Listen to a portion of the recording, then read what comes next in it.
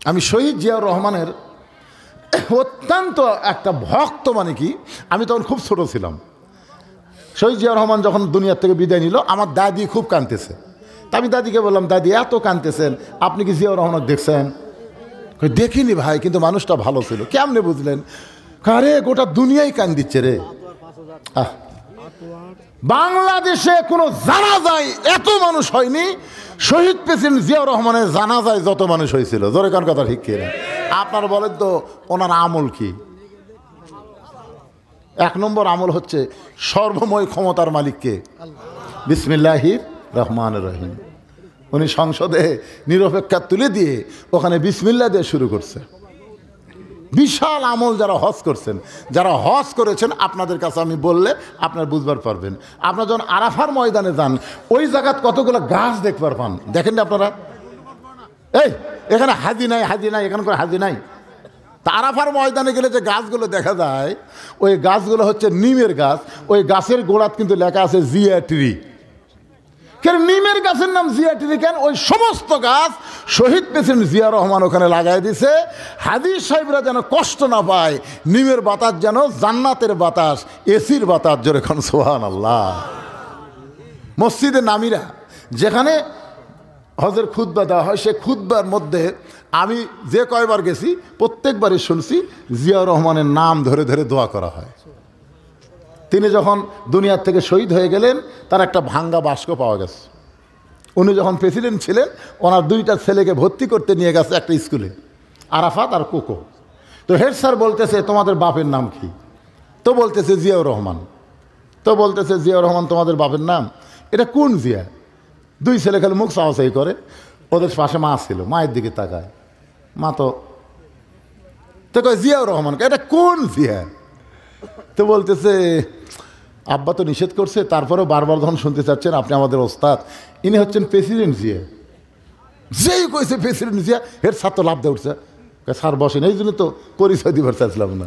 তো বলতে, তোমাদের পরনে যে পুরাতন কাপড় দেখা যায়, তোমার বাপ কি নতুন কাপড় কিনে দেয় না? তখন দুই ভাই বলতেছে, আমার বাবা যে সমস্ত কাপড় সরকার থেকে পায়, এই কাপড়গুলো যখন পুরাতন হয়ে যায়, তখন আমাদেরকে আমার বাবা শার্ট প্যান্ট বেনে দেয়।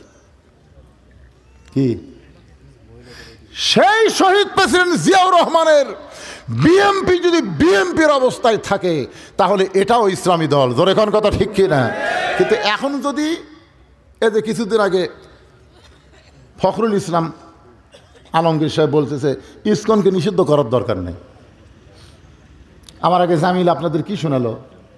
ইসকন হলো হিন্দুদের মধ্যে একটা উগ্র গ্রুপ। জোরে কোন কথা ঠিক কিনা? যারা হিন্দু বৌদ্ধ খ্রিস্টান একত্র হয়ে বাংলাদেশ থেকে মুসলমানকে ধ্বংস করতে চায়, সেই ইসকনকে নিষিদ্ধ করার দাবি আলেমরা করতেছে। আর ফখ আলমগীর বলতেছে না করাই ভালো। ছাত্রলীগকে যখন নিষিদ্ধ করা হলো, ওনার কাছে যখন সাংবাদিক গেল, তখন বলতেছে আমরা নিষিদ্ধের পক্ষে নাই, আমরা তো চাচ্ছিলাম খালি ছাত্রলীগ না, যুবলীগ, আওয়ামী লীগ বাংলার জমিনে নিষিদ্ধ করা লাগবে। জোরে কোন কথা ঠিক কিনা? কিন্তু এবারে কইছে না, নিষিদ্ধ কেন করা লাগবে? কি এত বড় একটা দল, এতদিন নির্যাতন, বিনা দোষে বেগম জিয়াকে 6 বছর জেলের ভাত খাওয়াইছে। জোরে কোন কথা, বিনা দোষে। তাকে চিকিৎসা করায়নি। সেদিন দেখছি পেপারে দেখলাম যে ঘোড়ার চিকিৎসা করাছে তাকে। বাংলাদেশের 3 বারের প্রধানমন্ত্রী, তাকে এমন ভাবে নির্যাতন করা হয়েছে বিনা দোষে, ইয়েতিমদের মাল নাকি মেরে খাইছে। অথচ এত নির্যাতন তারেক জিয়া করছে, মাজা ভাঙ্গে সে বিদেশের মাটিতে আছে, আর সেই বিএনপি আওয়ামী লীগের পক্ষে কথা কয়, আমাকে মাথা ঘোরে। এটা তো শহীদ জিয়ার দল না, এটা খালেদা জিয়া তারেক জিয়ার দল হলে এরকম আওয়ামী লীগের সঙ্গে মিলেমিশে বিএনপি থাকতে পারে না। কারণ সবচাইতে বেশি নির্যাতন বিএনপিকে আওয়ামী লীগ করেছে। ধরে কোন কথাটি কথা কর না কেন? এই সালাউদ্দিন কাদের চৌধুরী, ওর দোষ কি? হাসিনা কালকে থেকে বিয়ে করেনি, ওই হচ্ছে বিরাট জমিদারের বেটা। হাসিনা সেই কালকি, ওই বিয়ে করেনি দিকে ফাঁসি দিল। কি দোষ? এগুলা কি বিএনপি জানে না? আমি বলবো ভাই, আমরা বিএনপি জামাত এবং যত ইসলামী দল আছে, আমরা একসাথে আগামীতে আল্লাহর কোরআনের পক্ষে কাজ করতে চাই। জোরে কোন কথা ঠিক? আল্লাহ যেন সেই তৌফিক আমাদেরকে দেয়। এই বাংলার জমিন আর যেন কোনো ফ্যাসিস্ট সরকার ক্ষমতায় না বসে, এটা এখন থেকে আমাদেরকে তদারকি করতে হবে, সজাগ থাকতে হবে। জোরে কোন ঠিক কি না? ড্রাইভার সাহেব ব্রেক করে দেখে পিছন দিক থেকে হাত বার করতেছে, ঢুকাচ্ছে, হাত বাদ করতে ঢুকাচ্ছে। তো ড্রাইভার বলতেছে, কে রে ভাই, তুমি তো ভালো ভাই বসে আছো, তোমার পাশের লোকটা হাত বার করে মাথা বার করে, তুমি কিছুই কওনি। তখন সহযাত্রী বলতেছে, ভাই আমি বলছি ঠিকই, ওই জানে ঠিকই মানবি না, তা আমার কি? তো ড্রাইভার বলতেছে, কন্ট্রাক্টর তুমি গোটা গাড়ি কন্ট্রাক্ট লিসা, আর তোমার গাড়ির মধ্যে একটা যাত্রী এরকম করতেছে, তুমি কিছুই কওনি। আমিও বলছি, ও বলতেছে আমার হাত আমি রাখবো, যেখানে খুশি সেখানে রাখবো। এখন বলেন কি করব? ড্রাইভার বলতেছে, আর ঘাড় ধরো, পাশাত একটা লাথি মারো, যমুনা নদীর মধ্যে ফেলে দাও। ইমানের টিকিট নেয়া, ইসলাম গাড়িতে চলবে, ইসলাম গাড়ির কোরআন হাদিস না মেনে মুসলমান দাবি করবে, ও জান্নাতে যাবার পারবে না, মাঝখানে ওকে লাথি দিয়ে জাহান্নামে ফেলে দেওয়া হবে। জোরে কর কথা ঠিক কিনা? এখন কি বুঝলেন? ইসলাম গাড়িতে চড়তে গেলে আল্লাহর কোরআন নবীর বিধান অনুযায়ী আমাদের চলতে হবে। জোরে কোন কথা ঠিক কিনা? আওয়ামী লীগের অনেক নেতাই বলতে, হুজুর খালি হাসিনার দোষ দেখেন, এতগুলো মসজিদ বানালো, হাসিনার গুণ নাই। আমি বললাম 500 কেন, 5 লক্ষ মসজিদ বানালেও হাসিনা একটা সওয়াব পাবি না। কারণ ক্ষমতার চেয়ার পায়া নামাজ কায়েমের আন্দোলন যে হাসিনা করে না, মসজিদ বানায় আল্লাহর সঙ্গে তামাশা করা। জোরে কোন কথা ঠিক কিনা? মসজিদ বানায় মুসল্লি নাই, আল্লাহর সাথে তামাশা। আর জুমার দিনে শেষে যে আগে বার হয়, এই শালারা করে তামাশা। তারা কিন্তু আল্লাহর সাথে ঠাট্টা করবার তাই 7 দিন পরে একদিন যাই, যাবি শেষে বাড়াবে আগে। ফেরেশতা কয় আল্লাহ এরা কে? আল্লাহ বলতে যে ফাওয়াইলুল মুসাল্লিন, মরা মাত্রই লাত্তি দিয়ে জাহান্নামে দেওয়া হবে, এর একটাও জান্নাত হবে না। বলতেছে ভাইজান, এই যে হাত আপনি বার করতেছেন আর ঢুকাইতেছেন, এই গাড়ির নিয়ম কানুন মোতাবেক আপনাকে চলা লাগবে।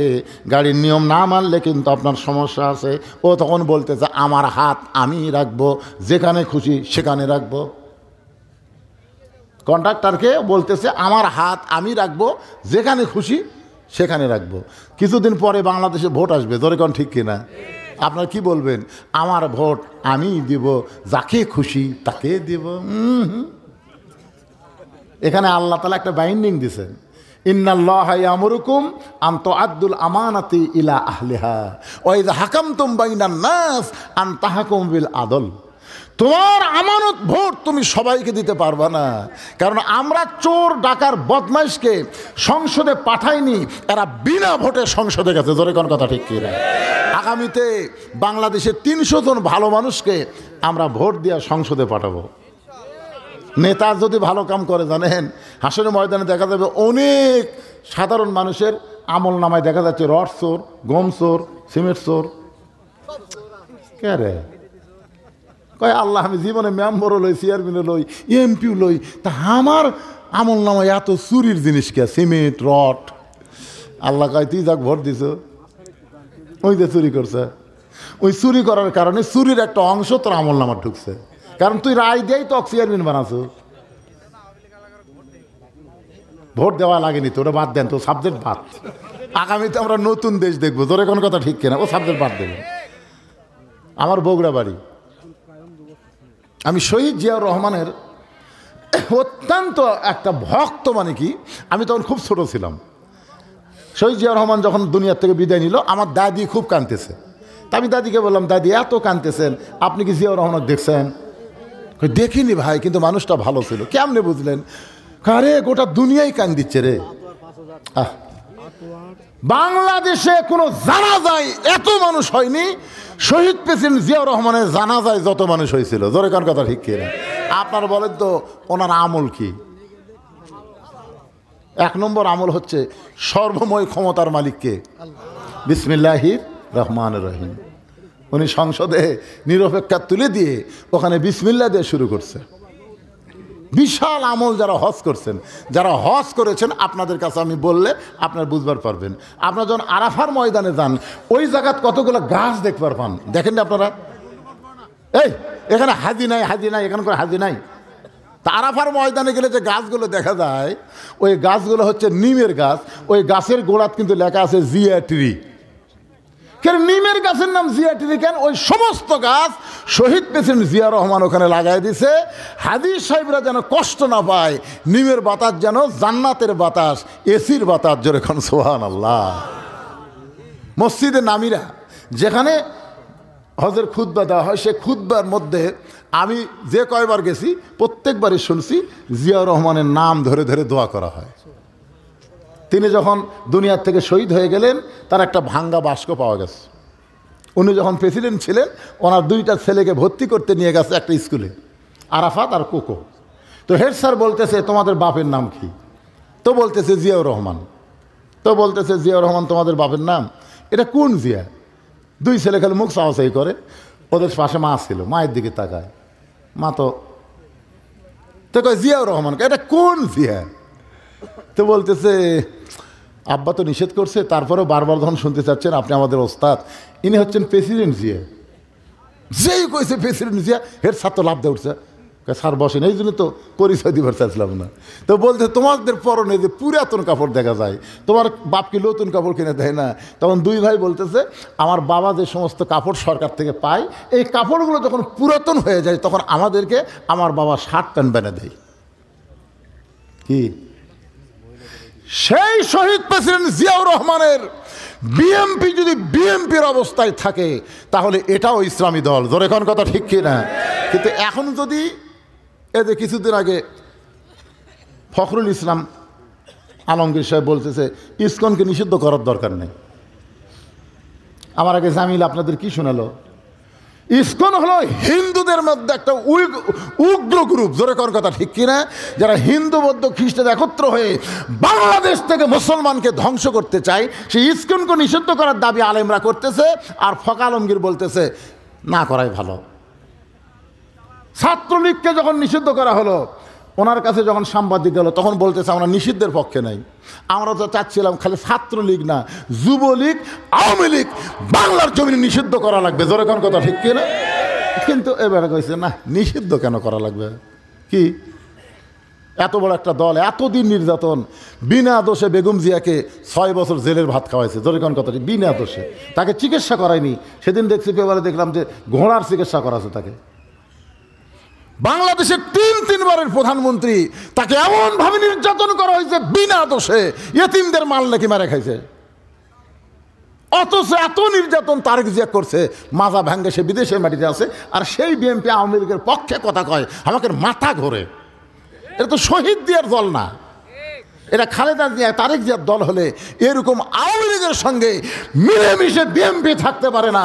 কারণ সবচাইতে বেশি নির্যাতন বিএনপিকে আওয়ামী লীগ করেছে। জোরে কোন কথাটি কথা কর না কেন?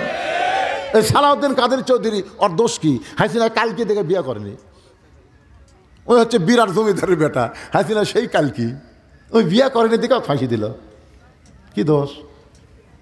এগুলা কি বিএনপি জানে না? আমি বলবো ভাই, আমরা বিএনপি জামাত এবং যত ইসলামী দল আছে আমরা একসাথে আগামীতে আল্লাহর কোরআনের পক্ষে কাজ করতে চাই। জোরে কোন কথা ঠিক? আল্লাহ যেন সেই তৌফিক আমাদেরকে দেয়, এই বাংলার জমিন আর যেন কোনো ফ্যাসিস্ট সরকার ক্ষমতায় না বসে, এটা এখন থেকে আমাদেরকে তদারকি করতে হবে, সজাগ থাকতে হবে। জোরে কোন ঠিক কিনা? এবার আসুন মূল কথায়। যেই মাত্র কন্ট্রাক্টরে বলতেছে আমার ভোট আমি দিব, আমার হাত আমি রাখবো, যেখানে খুশি সেখানে রাখবো, সঙ্গে সঙ্গে কন্ট্রাক্টর বলতেছে ওস্তাদ গাড়ি ব্রেক হবে। ড্রাইভার বলতেছে জয়পুরহাট থেকে ছাড়ছে গাড়ি, ঢাকাত গিয়ে থামবে গাড়ি, মাঝখানে তো ব্রেক নাই। জয়পুরহাট থেকে ছাড়ছে গাড়ি, ঢাকাত গিয়ে থামবে গাড়ি, মাঝখানে তো ব্রেক নাই। কন্ট্রাক্টর বলতেছে একবার খালি পিছন দিকে তাকে দেখেন, ব্রেক কি জন্যে একটু তাকে দেখেন। এবার ওস্তাদ ড্রাইভার সাহেব ব্রেক করে দেখে, পিছন দিক তাকে হাত বার করতেছে, ঢুকাচ্ছে, হাত বার করতে ঢুকাচ্ছে। তো ড্রাইভার বলতেছে কে রে ভাই, তুমি তো ভালোভাবে বসে আছো, তোমার পাশের লোকটা হাত বার করে মাথা বার করে, তুমি কিছুই কওনি। তখন সহযাত্রী বলতেছে ভাই আমি বলছি ঠিকই, ওই জানে ঠিকই মানবি না, তা আমার কি? তো ড্রাইভার বলতেছে কন্ট্রাক্টর তুমি গোটা গাড়ি কন্ট্রাক্ট লিসা, আর তোমার গাড়ির মধ্যে একটা যাত্রী এরকম করতেছে, তুমি কিছুই কওনি। আমিও বলছি, ও বলতেছে আমার হাত আমি রাখবো, যেখানে খুশি সেখানে রাখবো, এখন বলেন কি করব? ড্রাইভার বলতেছে ওর ঘাড় ধরো, 5-7 একটা লাথি মারো, যমুনা নদীর মধ্যে ফেলে দাও। ইমানের টিকিট নেয়া ইসলাম গাড়িতে চলবে, ইসলাম গাড়ির কোরআন হাদিস না মেনে মুসলমান দাবি করবে, ও জান্নাতে যাবার পারবে না, মাঝখানে ওকে লাথি দিয়ে জাহান্নামে ফেলে দেওয়া হবে। জোরে কর কথা ঠিক কিনা? এখন কি বুঝলেন? ইসলাম গাড়িতে চড়তে গেলে আল্লাহর কোরআন নবীর বিধান অনুযায়ী আমাদের চলতে হবে। জোরে কোন কথা ঠিক কিনা? আর আল্লাহর কোরআন নবীর বিধান অনুযায়ী চলতে পারি, লিয়াবলুয়াকুম আইয়ুকুম আহসানু আমালা, তাহলে সন্ধ্যের আমলের পরীক্ষায় আমরা গোল্ডেন A+ পাব। ইমানকে রক্ষা করার 1 নম্বর আমল কি? লা সালাতা লা ইমানা, যার নামাজ নাই তার ইমান নাই। টিকিট নিয়ে তো ইসলাম গাড়ি ভালোই চড়তেছে, নামাজ 5 ওয়াক্ত থাকা লাগবে। কয় ওয়াক্ত? আমার ওয়াজ দিয়ে অবশ্য আপনার নামাজ পড়বেন না। এই জন্য আল্লাহ নবী মদিনায় মক্কায় নামাজ পাচ্ছিল। নবুয়তের 10ম বৎসরে নবী কিন্তু 5 ওয়াক্ত নামাজ পাচ্ছে। এরপরে নবী 3 বছর মক্কায় ছিল, কিন্তু নামাজ কায়েম হয়নি। নবী একসময় বলল, আল্লাহ আপনি নামাজ দিলেন, আর নামাজের কথা যেখানেই বলছেন সেখানে আকিমুস সালাত বলছেন, নামাজ কায়েমের কথা বলছেন, কিন্তু আমি তো নামাজ পায় কায়েম করে পারতেছি না। আল্লাহ বললেন, হাবিব মক্কাত হবি না, আপনাকে মদিনাত হিজরত করা লাগবে। কারণ মক্কাতে আবু জেহেল হলো নেতা, আপনি হলেন ইমাম। যেখানে আবু জেহেলের মতন নেতা থাকবে আর আপনার মতন ইমাম থাকবে, সেখানে নামাজ পড়া হবে কিন্তু কায়েম হবি না। মদিনাত হিজরত করে আবু জেহেলকে লাত্তি মেরে আপনাকেই ইমাম হওয়া লাগবে, আপনাকেই নেতা হওয়া লাগবে। আপনি নেতা, আপনি ইমাম। মুসলমান যখন নেতা হবে, আল্লাযীনা ইম্মাক্কান্নাহুম ফিল আরদ, ক্ষমতার চেয়ার পাওয়ার সাথে সাথে 1 নম্বর দায়িত্ব হলো আকামুস সালাত, নামাজ কায়েম করা। হাসিনা 566টা মডেল মসজিদ বানাচ্ছে, কিন্তু নামাজ কায়েম করেনি। জোরে কোন কথা ঠিক কিনা? আওয়ামী লীগের অনেক নেতাই বলতে, হুজুর খালি হাসিনার দোষ দেখেন, এতগুলো মসজিদ বানালো, হাসিনার গুণ নাই। আমি বললাম 500 কেন, 5 লক্ষ মসজিদ বানালেও হাসিনা একটা সওয়াব পাবি না। কারণ ক্ষমতার চেয়ার পায়া নামাজ কায়েমের আন্দোলন যে হাসিনা করে না, মসজিদ বানায় আল্লাহর সঙ্গে তামাশা করা। জোরে কোন কথা ঠিক কিনা? মসজিদ বানায়, মুসল্লি নাই, আল্লাহর সাথে তামাশা। আর জুমার দিনে শেষে যে আগে বার হয়, এই শালারা করে তামাশা। এরা কিন্তু আল্লাহর সাথে ঠাট্টা করবার যায়। 7 দিন পরে একদিন যায়, যাবি শেষে বাড়াবে আগে। ফেরেশতা কয়, আল্লাহ এরা কে? আল্লাহ বলতে যে ফাওয়াইলুল মুসাল্লিন, মরা মাত্রই লাত্তি দিয়ে জাহান্নামে দেওয়া হবে, এর একটাও জান্নাত হবে না। কি মনে করতেছে জুম্মা পাটি শেষে যাবা আগে আসবা? এটা কি দিল? মহিলাদের বাকি দান করবি মহিলারা। ওখানে তো আমি আগেই বলছি মহিলাদের মধ্যে গামছা দেওয়ার কথা, ভয়ই যাচ্ছে না। হায় হায়, খালেদা অসুস্থ, হাসিনা পলাছে, তারপরে মহিলার ভয়ের কলজার মধ্যে আছে, আমি তো বুঝা পাই না।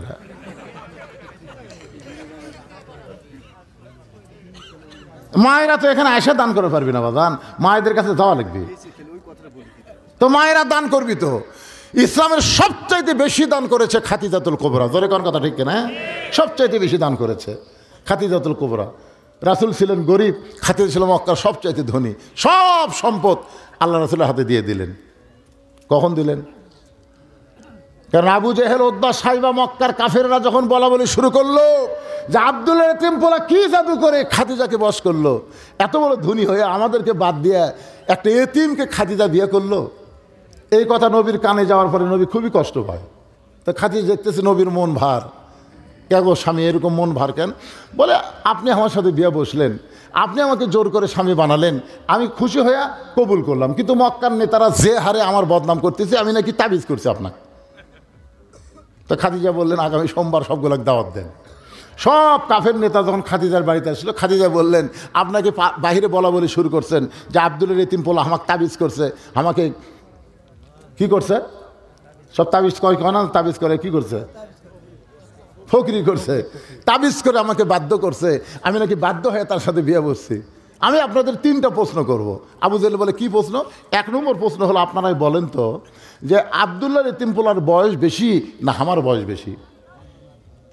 তখন সবাই বলতেছে, তোমার বয়স হলো 40 আর আব্দুল্লাহর এতিম পোলার বয়স হলো 25। তাহলে তোমরাই কও যে 40 বছরের একটা বিধবা নারী 25 বছরের একটা তরতাজা যুবককে স্বামী হিসাবে পেলে লাভ কার? সবাই কয়, এই লাভ তো আপনারই। তো তাহলে আমি ঠকলাম কেমনে, তাবিজ করলাম কেমনে? 2 নম্বর প্রশ্ন হলো, তোমরা আমাদের 2 জনের দিকে তাকে দেখো তো, আমার চেহারা ভালো না আব্দুলের এতিম পোলার চেহারা ভালো? ভালো করে তাকে দেখো। আবু জেহেল কয়, খাদিজা খালি তুমি না, দুনিয়ার সমস্ত সৌন্দর্য এক পাল্লায় দিয়া আর আব্দুলের এতিম পোলার চেহারা যদি আর এক পাল্লায় দেওয়া হয়, সমস্ত মানুষের চাইতে আব্দুলের এতিম পোলার চেহারা সবচাইতে সুন্দর হবে। খাদিজা বলতেছে, দেখো আমার মতন কম দূরে একটা সুন্দরী, এরকম বিশ্ব সুন্দর একটা যুবককে স্বামী হিসাবে পাইছি, এখানে আমি ঠকলাম না ও ঠকলো? সবাইকে এদিক দিয়ে তো তুমি জিতে গেছো খাদিজা, তাহলে তাবিজ কেমনে করলেন? 3 নম্বর প্রশ্ন হলো, তোমরা বলো তো আমার বংশের দাম বেশি না আব্দুলের এতিম পোলার বংশের দাম বেশি? সমস্ত নেতারা বলে, খাদিজা, গোটা পৃথিবীর ভিতরে সবচাইতে আব্দুলের এতিম পোলার বংশের দাম বেশি। তাহলে উচ্চ বংশের একটা ছেলে আমার মতো নিম্ন বংশের একটা মেয়েকে বিয়ে করলো, এখানে আমার তাবিজ করা আছে? আমি তো এমনি জিতে গেছি। চিন্তা করে দেখেন, তখন আবু জেহেল বলতেছে এক জায়গায় ঠকেছেন। খাদিজা বলে সেটা কোন? বলে আপনি হলেন ধনী, ও হলো গরিব। আপনি এত বড় ধনী হয়ে একটা গরিব এতিমকে বিয়ে করছেন। খাদিজা বললেন আপনাদের সামনে আমার যত সম্পদ আছে আমি সব আব্দুলের এতিম পোলাকে দিয়ে দিলাম। এখন বলেন কে ধনী? এখন তো তুমি ফকির হয়ে গেলে, আমি ফকির হয়ে শান্তি পাচ্ছি। দেখিয়া নবীর মজেজা, ধন্য বিবি খাদিজা, জীবন সম্পদ করিলেন অর্পণ। ওগো নবী দয়ার নবী গো, আপনি হলেন খাদিজার জীবন।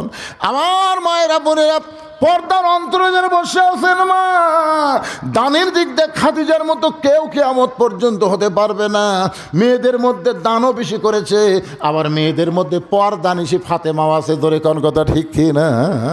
সাইদাতুন নেসায়ে আহলুল জান্নাহ, রাসূল বলেছেন আমার ফাতেমা হবে জান্নাতি নারীদের নেত্রী। ফাতেমা বলে বাবা কোন আমলের কারণে? আল্লাহ রাসূল বললেন পর্দা কিয়ামত পর্যন্ত তোমার মতন দুনিয়াতে কেউ করতে পারবে না। আমার মা বোনদের জন্য দোয়া করো মা, আল্লাহ যেন ফাতেমার মতো আপনাদের কবুল করে, খাদিজার মতো আপনাদের কবুল করে। মসজিদে আপনার হয়তো নামাজ পড়তে পারবেন না, কিন্তু আপনার স্বামী, আপনার ছেলে তারা নামাজ পড়বে, এই জন্য আপনার একটু প্রাণ খুলে সহযোগিতা করবেন। আমার মা বোনদের জন্য বললাম, আল্লাহ মা বোনদেরকে দান করার তৌফিক দেখ, যেরকম আমিন। মসজিদের কেশিয়ার সাহেব দান করেনি মুরব্বী কি? আপনার ছোট ভাই আতোয়ার হোসেন 5,000 টাকা দান করবে। আল্লাহ আতোয়ারের দানকে আল্লাহ কবুল করেন, যেরকম আমিন। তো মসজিদের কেশিয়ার সাহেব আসবে না? কি নাম বারে কেশিয়ারের নাম কোন? মিনহাজুল। বেঁচে আছে? ও আপনি জামাই কেবারে কেশিয়ার সাহেব কুটি থাকে রে বা। হায় হায় রে, রাত এখন 12টা বাজতেছে। নিয়ত করছিলাম 11:30টায় মোনাজাত হবি, 12টা বাজা গেল। কো বাবা কো। মাশাআল্লাহ, মসজিদের কেশিয়ার সাহেব মিনহাজুল আবেদিন 5,000 টাকা ধরে বলেন মারহাবা। খালি মুরব্বির দায় হয়নি, 5,000।